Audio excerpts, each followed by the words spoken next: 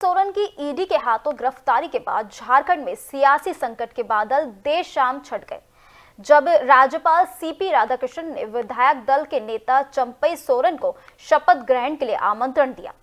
चंपई नए मुख्यमंत्री के तौर पर शुक्रवार को शपथ लेंगे। शपथ ग्रहण के बाद उन्हें 10 दिन के अंदर बहुमत साबित करना होगा। इससे पहले झारखंड में पूरे दिन सियासी उठापटक जारी रही। झमुमो कांग्रेस राजद गठबंधन की ओर से चंपई को नया नेता चुन लिया गया, फिर भी राज्यपाल ने उन्हें सरकार बनाने के लिए आमंत्रित नहीं किया था। चंपई के शपथ ग्रहण पर असमंजस के बीच महागठबंधन के विधायकों को एकजुट रखने के लिए भी मशक्कत की जा रही है। विधायकों को तोड़ने की गुंजाइश खत्म करने के लिए महागठबंधन के 38 विधायकों को गुरुवार को 2 विशेष विमान से हैदराबाद भेजने की तैयारी थी, मगर मौसम इसमें बाधक बना। 2 घंटे से अधिक समय तक विमान में बैठकर मौसम साफ होने का इंतजार करने के बाद विधायक एयरपोर्ट से वापस लौट गए। फिलहाल विधायकों को रांची स्थित सर्किट हाउस में ठहराया गया है। विधायक दिन में ही हैदराबाद जाने वाले थे, लेकिन खराब मौसम के कारण दिल्ली से रांची विमान आने में भी देर हुई। इसी बीच देर शाम राज्यपाल ने चंपई को शपथ ग्रहण के लिए समय दे दिया।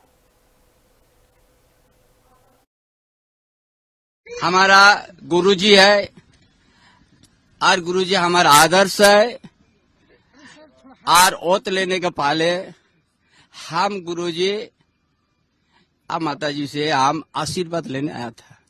ये झारखंड आंदोलन के समय हम संघर्ष में आया और उन्हीं का शिष्य हूँ मैं।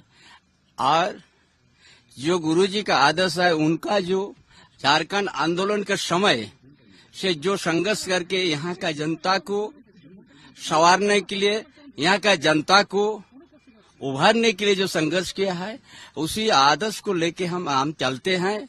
इसलिए हम जो आज ओत लेने के पहले हमारा दिशोम गुरु शिबू सोरेन उनका आशीर्वाद लेने के लिए आए थे। हमारा गुरुजी है। अगली खबर वाराणसी से है, जहां ज्ञानव्यापी परिसर में व्यास जी के तहखाने में दर्शन पूजन आरंभ होने के बाद संत समाज के साथ ही काशी विद्युत परिषद के पदाधिकारियों ने पूजन किया। काशी विद्युत परिषद ने व्यास जी के तहखाने को नया नाम ज्ञान तालगृह दिया गया है, जिसे लेकर कहा गया है कि यह तहखाना नहीं है, अब ज्ञान तालगृह के नाम से ही इसे जाना जाएगा। इस पर अखिल भारतीय संत समिति ने भी मोहर लगा दी है। वहीं 5 पहर की आरती का समय भी तय कर दिया गया है। आपको बता दें, पहली आरती सुबह 3:30 बजे होगी।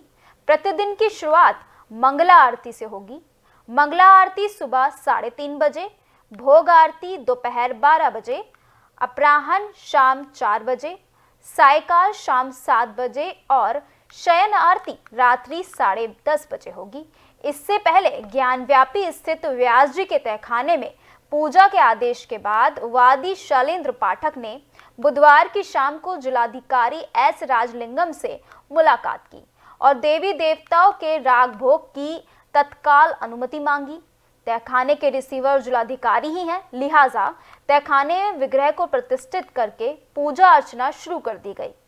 विग्रह चयन के लिए प्रशासन ने एएसआई की सर्वे रिपोर्ट का अध्ययन कराया, फिर कोषागार में बंद तहखाने से मिले विग्रह को तत्काल निकलवाकर तहखाने में प्रतिष्ठित करवाया। वैसा है कि किसी का भी नामकरण तभी किया जाता है जब उसकी आवश्यकता हो, उसको पुकारना हो, उसको बुलाना हो और एक पहचान उस स्थान को मिल जाती है हमारे नाम देने के कारण। अब आप देखें, चूँकि वो मुख्य मंदिर के नीचे का जो भाग है उसको तल घर कहा जा रहा है, तलगृह कहा जा रहा है या भूतल कहा जाए, भूतल भी कहा जाता है नीचे के भाग को। तो भूतल होगा, मध्य भाग होगा, उच्च भाग होगा, शिखर भाग होगा। इस तरह से इसके लिए शब्द हैं, शब्द प्रयोग किए जाते हैं। तो मुझे लगता है कि इसके लिए भूतल कहने से ज़्यादा जो कहा जा रहा है तलघर या तलगृह है, तो तलगृह और गर्भगृह एक लगभग मैंने इनके उच्चारण में समानता मिल रही है तो अच्छा रहता, और यही होगा, इसको तलगृह ही कहा जाना चाहिए। इसमें सुविधा है, सबको सुविधा है, और इसमें कोई आपत्ति भी नहीं है। शब्द शुद्ध है, उसका अर्थ भी शुद्ध है। स्वतः और शीघ्रता से किसी वस्तु का बोध हो जाए, यही तो संज्ञा का काम है। संज्ञा इसीलिए किसी चीज़ की है कि उससे हमको आसानी से समझ मिल जाए, पहचान मिल जाए। तो मुझे लगता है कि ये रखना चाहिए। तलगरी बहुत बढ़िया शब्द है। अब ऐसा है कि किसी का भी नामकरण तभी किया जाता है जब उसकी आवश्यकता। और आपको बता दें कि देश के उत्तरी इलाकों में लगातार बारिश हो रही है। इसी के साथ कई इलाकों में बर्फबारी का सिलसिला जारी है। उत्तराखंड और जम्मू कश्मीर में अगले 2 दिन भारी बर्फबारी होगी।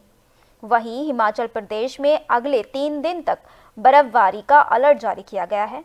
यहाँ 6 नेशनल हाईवे समेत 567 सड़कें बंद हो गई हैं।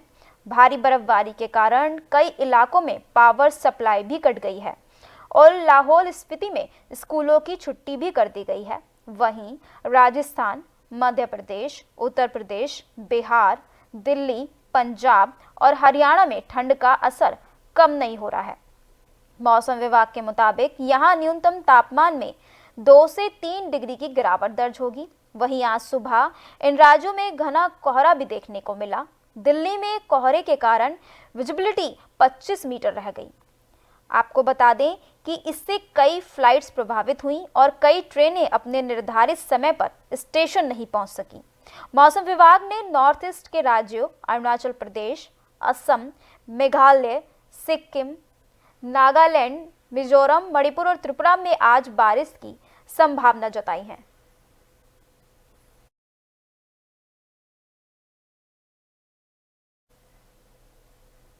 फिलहाल खबरों के सिलसिले में मेरे साथ इतना ही। तमाम बड़ी खबरों के लिए आप देखते रहिए FM न्यूज़। नमस्कार।